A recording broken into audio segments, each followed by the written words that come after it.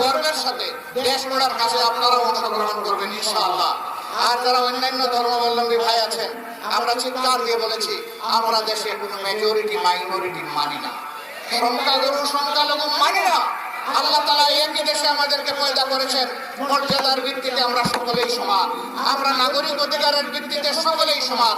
একদম দুষ্ট জাতিকে টুকরা টুকরা ভাগ করার জন্য, হিংসা বিদ্বেষ লাগিয়ে রাখার জন্য এই ধরনের অপপ্রচার করে ফায়দা লুটেছে, সেই ফায়দা বাংলাদেশের মানুষ তাদেরকে আর লুটতে দেবে না ইনশাআল্লাহ।